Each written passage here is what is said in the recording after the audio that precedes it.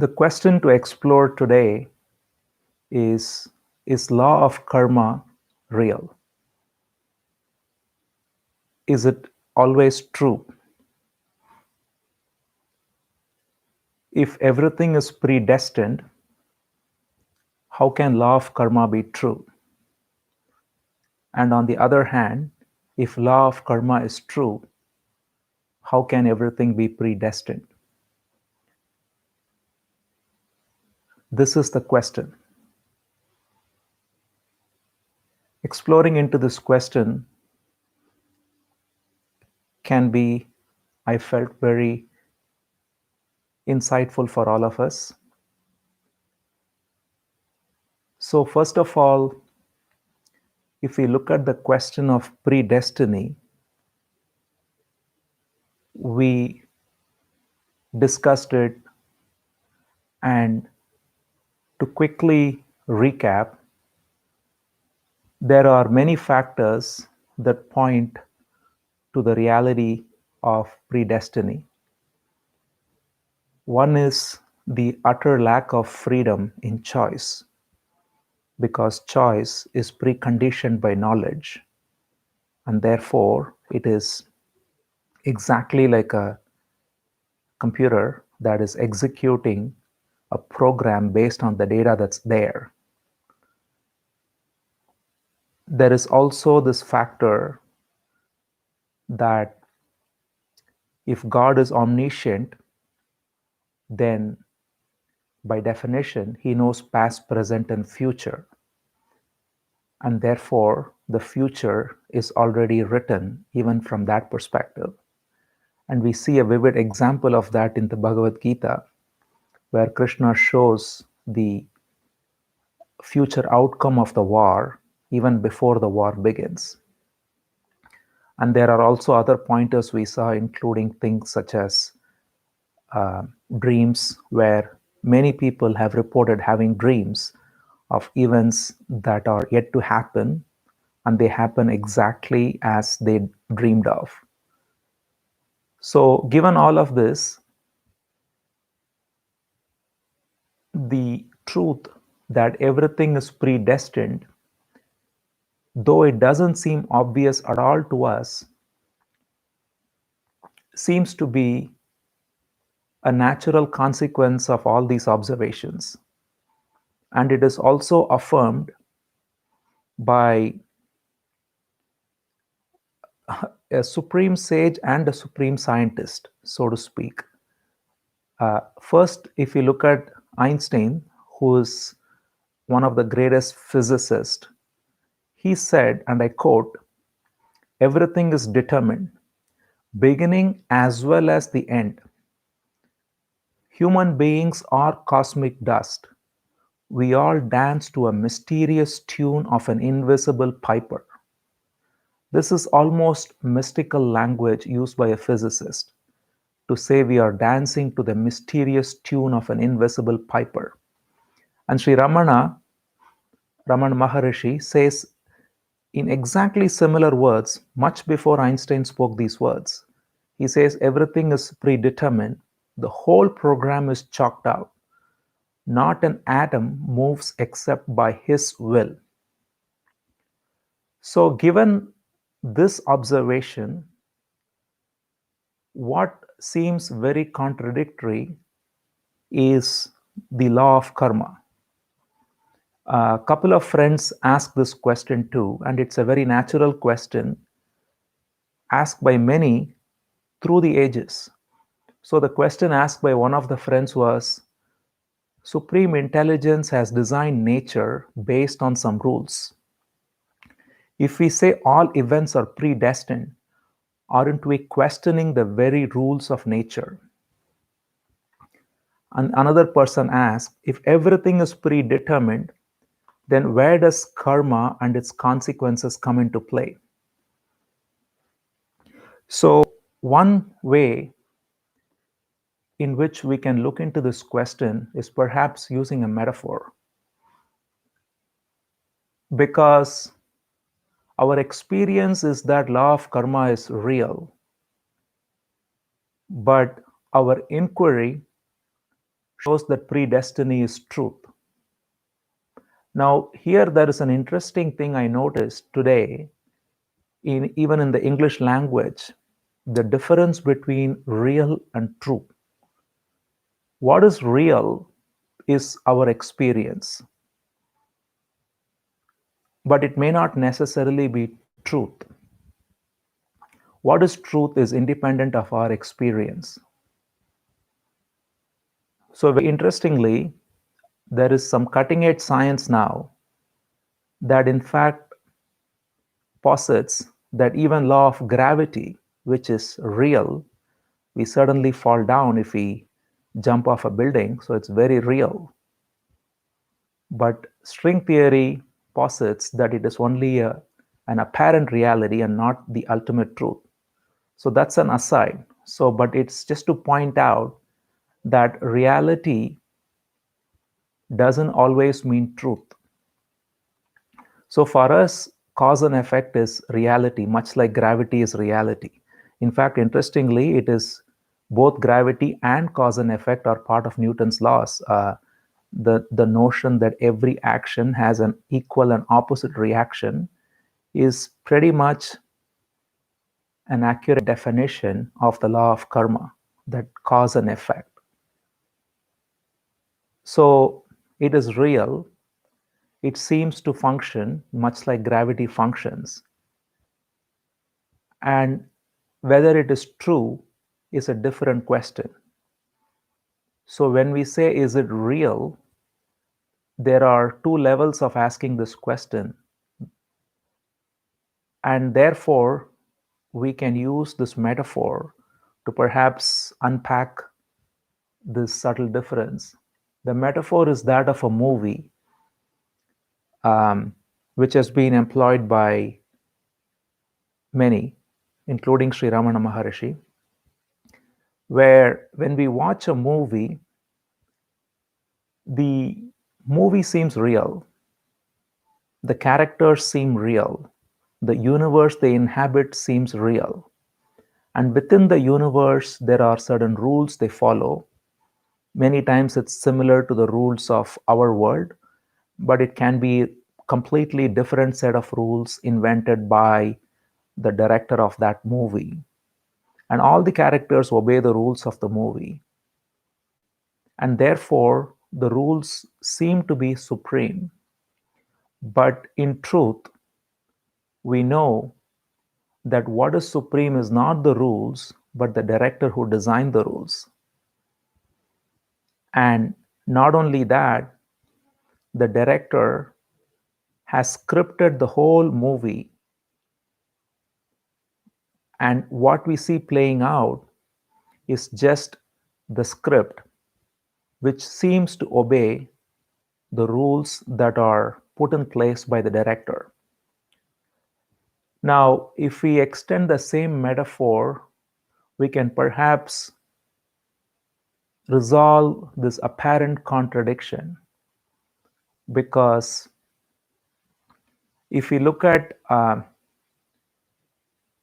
any particular movie universe, nowadays, in fact, we have movie universe literally, because there are multiple sequels and they all inhabit a particular universe, whether it is Avengers or Star Wars or similar such movie franchises. And within that universe, there are a bunch of characters who obey a bunch of rules. And we even buy into those rules, including superheroes doing things and so on. And every character seems to obey the rules that are there in place for that character. And yet, we know that these rules are ultimately not true, because what is true is only that the script was written according to which these rules were framed. And the script is supreme, and therefore the one who wrote the script is supreme. And the rules are just a way the script unfolds. And the script writer also reserves the right to change the rules at any time. Now, this exact metaphor is what we can see as the universe and the cosmic director, which we can call as God or supreme intelligence. When we see it in this light, we can see that while our experience of cause and effect, which is law of karma, seems real and it cannot be ignored, as long as we take it to be real, if we are able to look into the fact that these rules, while they seem real, are not supreme, but what is supreme is the intelligence that has designed these rules and therefore is beyond these rules, then we can see why there is no contradiction between law of karma and predestiny. Interestingly, one thing that is found even in the Vedas is there are two parts to the Vedas which are traditionally called karma khanda and jnanakanda. And karma khanda deals exclusively with the law of karma. It deals with cause and effect. It deals with various sacrifices people can do to have various effects. So there are different yajnas and rituals and so many things which are all described in the realm of cause and effect. And they are true at that level, just as the movie that plays out is true. But the superior and the pinnacle of Vedas is what is called jnanakanda. And jnanakanda is actually this very truth that the karma kanda is only the unfolding of the script, and to understand the divine intelligence behind the script is what is called as jnana or supreme wisdom. And yet this has confounded us all along. In fact, even in the Vedic times, there were a class of philosophers who used to be known as Purva Mimamsakas, Purva meaning earlier. And their entire religion was law of karma. And their only God was karma, and they thought karma would give results, and there is no other deity to worship but karma. And therefore, many people who belong to this class of philosophy today, who believe only in action and reaction, they have a long pedigree. This has been there for a long time. And in fact, what we notice even in our commentaries is when we read, for example, Shankara's commentary, he in fact refutes the argument of these so-called Purva Mimamsakas thoroughly by ascertaining the supremacy of jnanakanda. He says that while karma is real in a relative sense, those who worship karma as supreme are blind to the truth of the supreme wisdom. Because just as we saw with the movie metaphor, if we take the movie to be real and we completely forget the fact that it is only a projection and the intelligence behind the movie is superior to the movie itself, that is jnana. And if we are ignorant of this supreme wisdom, that the cosmic director, so to speak, is supreme and not the rules, then we are guilty of the same mistake.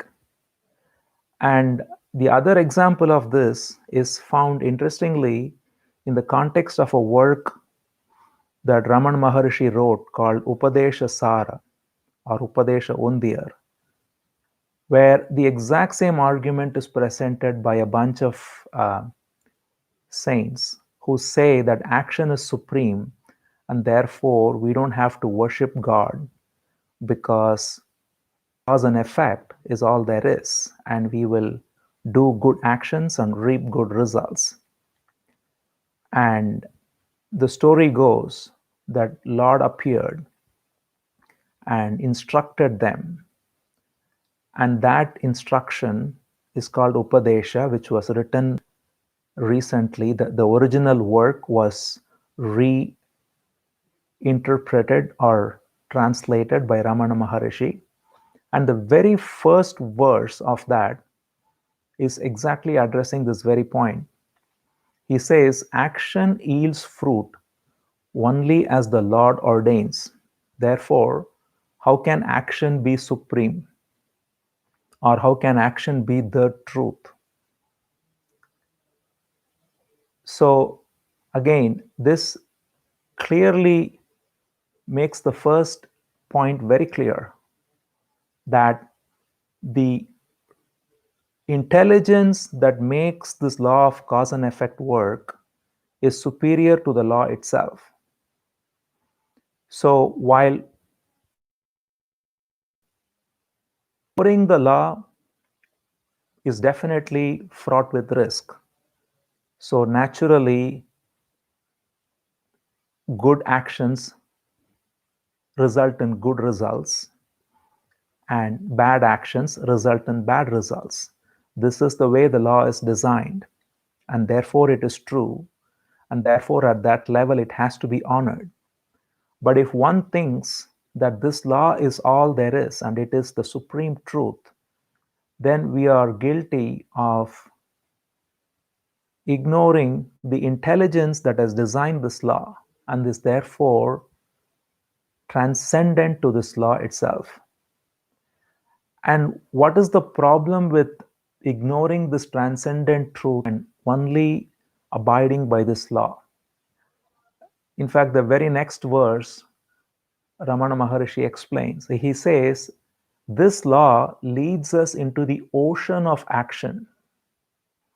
Its fruit is temporary and it is an obstacle to freedom. Now, let's look at this. It's very revealing. Because if we take law of cause and effect to be the ultimate truth, then what he says is it leads into an ocean of action. Why is that? Because every action has a reaction. And we already know that we can never be in inaction. The whole movement of life is continuous action. Not for a moment can one remain idle. The very survival requires action, as we saw in the Bhagavad Gita 3rd chapter, where Krishna says you can subsist only on food, and food requires action. Just to eat food is an action. So action is integral to our life itself. And if we say that cause and effect is the only truth or is the supreme truth, then what it means is that it is an infinite cycle, because every action will have an equal reaction, and that reaction will in turn cause us to act, and it goes ad infinitum. So that's why Sri Ramana says it leads us into an ocean of action. Its fruit is temporary. In other words, every action, while it has a reaction, the reaction is only temporary. So you can never get what is eternal through what is temporary. Any action can only result in a reaction whose result will exist only to the extent that the action's effect exists. So it's like if you throw a ball, the ball will move only as long as the force on the ball is there, and eventually it stops. So there is always a temporary or impermanent nature to all actions, and therefore it keeps on going because we are impelled into action. It results in a temporary reaction, and then we have to act again, which in turn reacts, and therefore it keeps on going.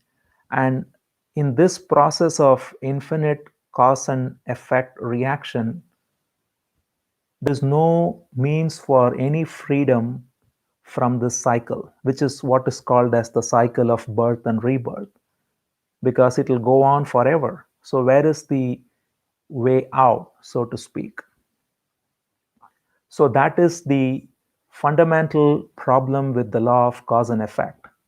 While it is real at one level, if it were the ultimate truth, then it results in the natural consequence of bondage in the world of action and reaction forever. So the very notion of freedom is not possible as long as we suffer through action and reaction. And as we know, it is true with both good and bad actions. If you do good action, you may perhaps get very good results. And even that is not guaranteed, because, and that is the other reason why falling at the altar of law of karma is dangerous, because law of karma, how it works is also very mysterious. We see many times many people performing very good actions going through suffering, and then many who do not perform any good actions apparently living very comfortably. Now, one can explain it through past births and all the rest, but the fact remains that it is beyond our comprehension. And not only that, the more important point is that law of cause and effect, as we saw, is an infinite cycle which does not have any out gate, so to speak. So that is why Sri Ramana Maharishi points out here that if you consider action to be supreme, in other words, law of karma to be supreme, then you are falling into the ocean of action and reaction and never able to be in liberation. Whereas if we realize that this whole law of action and reaction, if we question that, then we can perhaps see what is the key to what can be called the supreme truth. Now, in this context, there is another verse of a work called Ulladu Narpadu by Ramana Maharishi, which points to this very conundrum and addresses it very simply. He asks, this is verse 38, I'll read the English translation. He asks, if we are the doers of deeds, we have to reap the fruits they yield. But when we question who's the doer of this deed and realize our real nature, the sense of agency is lost and karma slips away. Eternal is this liberation. So if we are the doers of deeds, again, then he says we have to reap the fruits they yield. So therein lies the key. As long as I take myself to be the doer of a deed, then naturally the consequence of the results also come to me. Whereas if I question who is the real doer of this deed, then the sense of doership is lost. We already saw that there are two levels of surrender that Krishna also talks about in the Gita. First is the surrender of outcome, where we do the action but surrender all the results to the divine, to the supreme reality, the supreme truth, to what is. And that surrender of results itself is a way to liberation, because therein itself we do not demand that the effect follow the cause, but we do the action and leave the effect to the supreme being. But if we go one step further and question who is the doer itself, not just the one who gives the result, but the very doer of the action, then we realize that the very doing also is not the individual as we imagine to be, but it is in fact the very intelligence itself that operates through this body and through every atom of this universe. And when we realize that we are not the doer, then there is nobody to face the consequences of the result of the action either. And this is the key for us to realize that this law of cause and effect is only real to the extent that the doership is taken as real. So, going back to the same example of the movie, if we have an actor who plays a particular character and he, let's imagine, forgot that he is the actor and he identifies himself completely with the character. Now he has to face the consequences of every action because he has identified himself as the good man or the bad man or whatever the role he has been assigned in that movie. And there is no freedom there because this movie, unlike a movie that we see in our theater, this movie, this universal movie, is eternal. It keeps on going.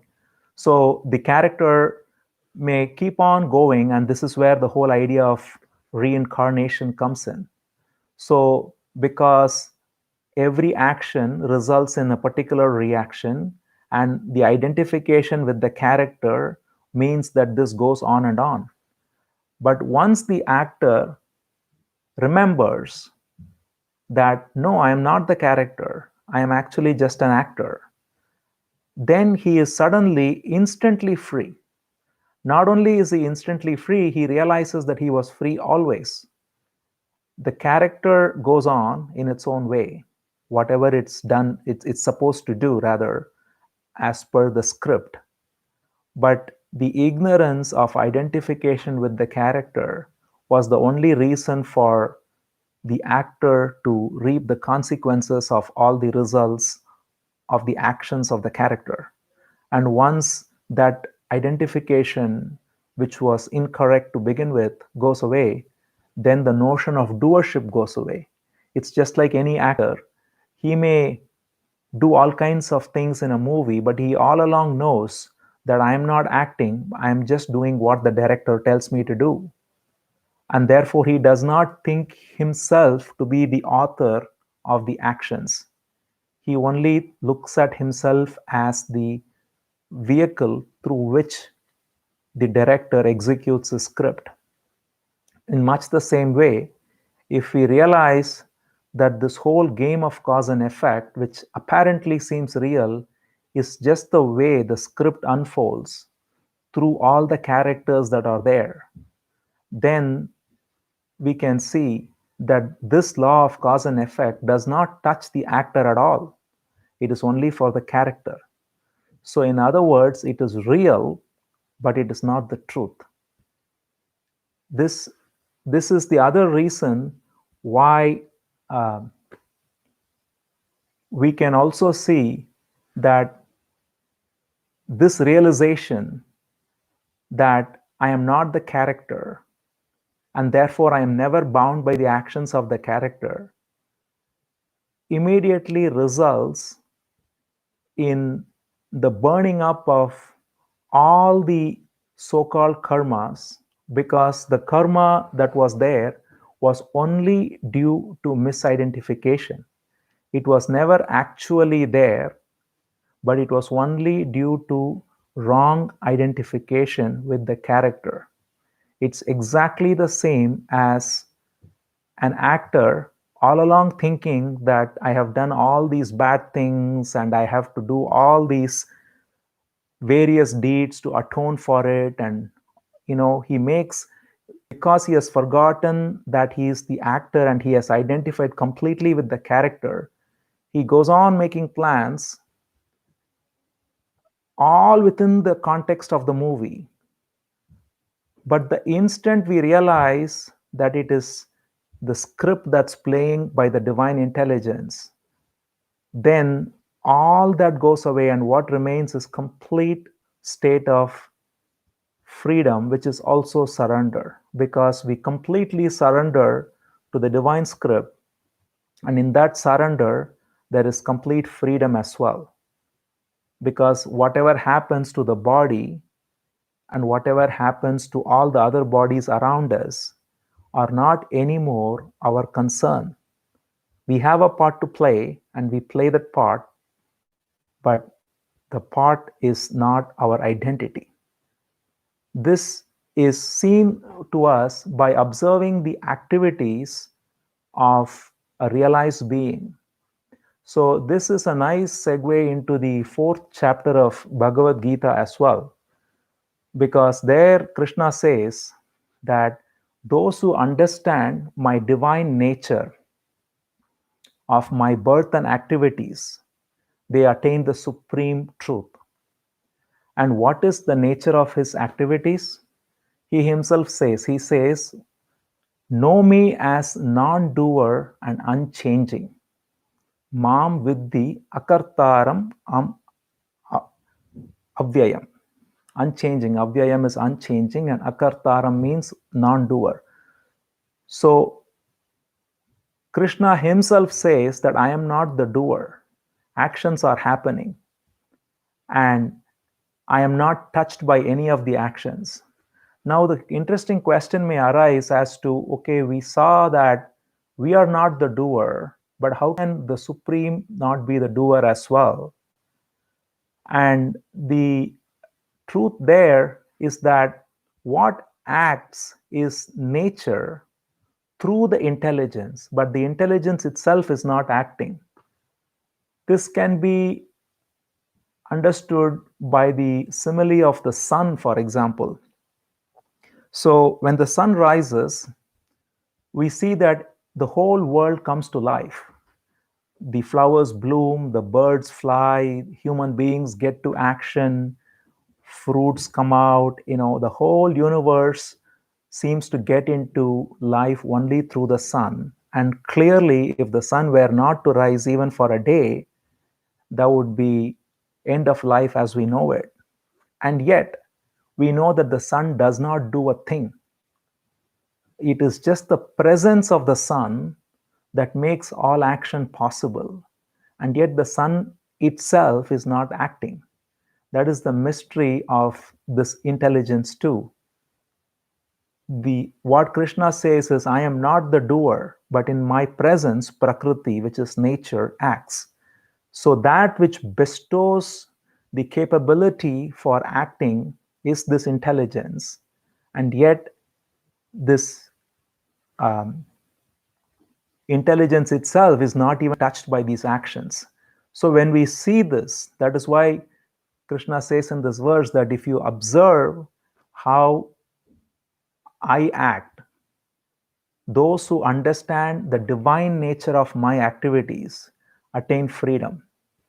Because to see that there is no sense of doership in Krishna himself or in any realized being is to see the state of freedom, is that very state we talked about where there is a total sense of inner freedom while outer action goes on. Because as we already saw, it is not about being in inaction, which is not even possible. Action is always going on. So the only question we have is whether we can be free while action is going on and not through action, because there is no freedom through action. Action is always binding. It keeps on going and it has its own reaction, and at that level law of karma is very real. But when we see that law of karma, while it is real at that level, is not my supreme truth, is not the truth of this intelligence that makes law of karma possible, then we see that it is not the truth while relatively being real. There is a nice story about Krishna in this regard, which Ramana Maharshi was fond of narrating. which shows this very aspect that Krishna talks about, where he says, observe my activities. So once apparently there was a stillborn child, the child was born still, and all the ladies cried and appealed to Krishna to save the child. And there were a lot of saints gathered there, and they were all looking at this helplessly. And Krishna smiled and said, if the child is touched by an eternally celibate person, the child will be brought to life. The word is Nitya Brahmachari, eternally celibate. So Ramana Maharishi would narrate the story often to point out the beauty of inaction in action. Because when this was told by Krishna, not one saint dared to touch the child, even though they were supposedly celibate. Because he said Nitya Brahmachari, eternally celibate, and none of them had the courage to think they were eternally celibate. And Krishna himself, who has 16,000 wives, is what we read, and he had many children, he then went and touched the child and said, if I am eternally celibate, may the child be brought to life. And immediately the child began to breathe. This is pointed out by Ramana Maharishi to show that Krishna, while supremely active, having wives and children and kingdom and all the rest, was inwardly a non-doer. And therefore, he didn't think of himself as a grihastha, a householder, a married man, a king, or any of that. He was just a non-doer. That's why Krishna himself says, Mam vidhi akartaram, know me as the non-doer. So if we know Krishna as the non-doer, if we know the sage as the non-doer, as the story shows, and we see that that state of freedom is the only freedom there is, and that happens through surrender, through realizing that this intelligence acts through nature to make every action possible, and law of karma is a way in which this rule-based nature unfolds, while it doesn't touch the intelligence itself. And therefore, the question then comes, who am I? Because a friend asked this question, which is a very interesting question too. It said, if everything is pre-programmed, then am I merely a puppet? And again, the question comes to what the I refers to, because the body and the mind and all the senses and the activities are all scripted in this divine cosmic play. And if I identify with the body and I look for freedom there, and I resist the fact that I am not a puppet and I want to have free will and all the rest, we can see that it is an extremely frustrating endeavor. Whereas if I question who am I and see that the body and the mind and all its activities are going on through the intelligence that permeates nature, and it happens in its own way, whereas that intelligence which makes this body function, who am I? Am I that intelligence, or am I just this aggregate of matter, which is called the body and the mind? This inquiry is again pointing to the same truth, that doership is only at the level of matter, and the true being is a non-doer. And so law of karma is at the level of matter, and it is real at that level. But if I have only that as my supreme reality, then I am ignorant to the truth that is behind it, and therefore I am eternally caught, as it were, in the law of cause and effect that goes on. But if I am able to realize instead that my true nature is this state of non-doing, this intelligence that permeates this body, just as sunlight permeates a plant. And the plant may bloom, may wither, may do whatever it does. But if the sunlight identifies itself with the plant, then it might think it is dying. But in reality, the sunlight is always there. And so this misidentification with matter is what is the root of law of karma, and therefore all the suffering that comes with it. That's why in the same 4th chapter, Krishna also says that he says, one who knows me is never bound by karmic reactions, because activities do not taint me, and therefore by knowing me, which is Krishna or the Supreme Being, as the non-doer, as the intelligence that is permeating all the actions of this body and the mind, and therefore there is no separate doer here to claim ownership of any action, any word, any thought, because everything is possible only through this one intelligence. By knowing this, we are freed from the karmic reactions. This is what Krishna says. He says, karma bir na badhyate. He says such a person is not bound by karma.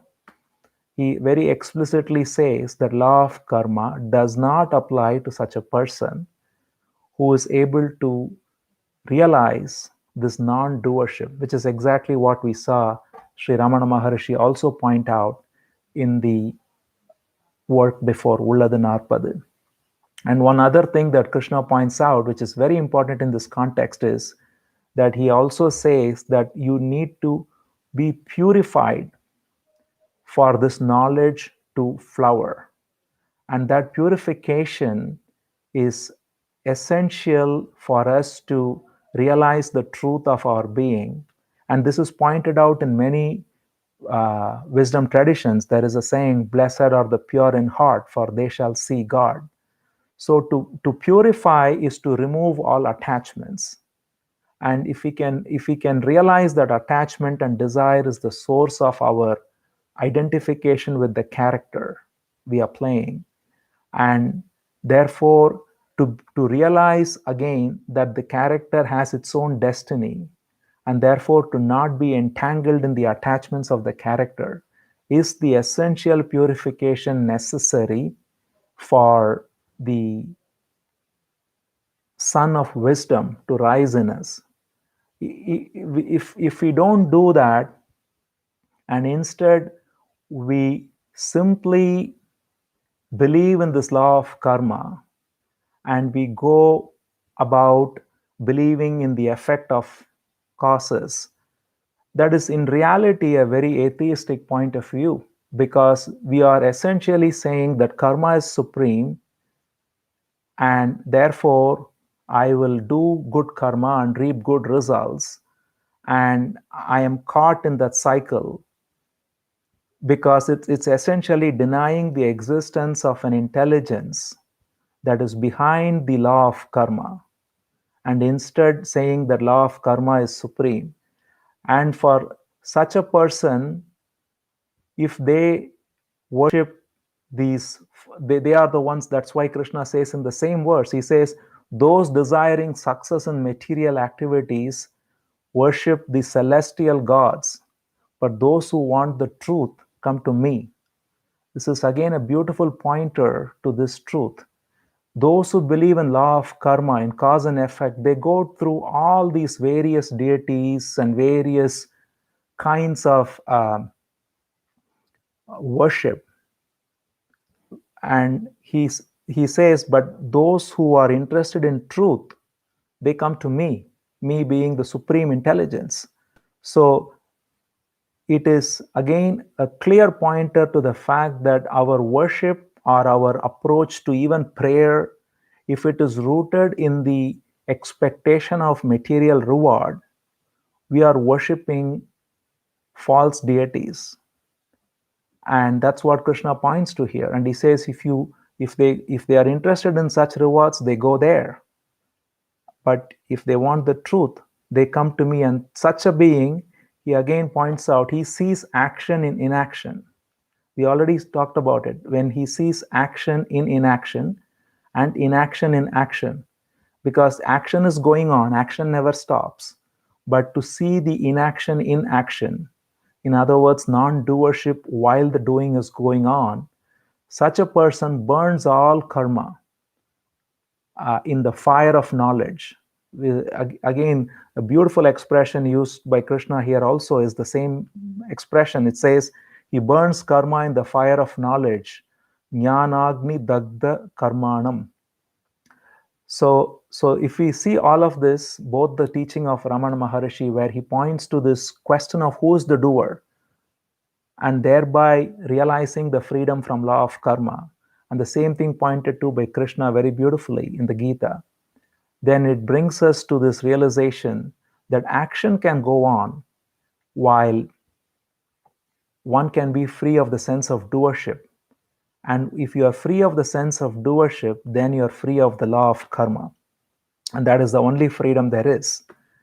And that is why in a very famous work called Yoga Vasishta, Ramana Maharshi summarizes this way. He says, this is the advice of Vasishta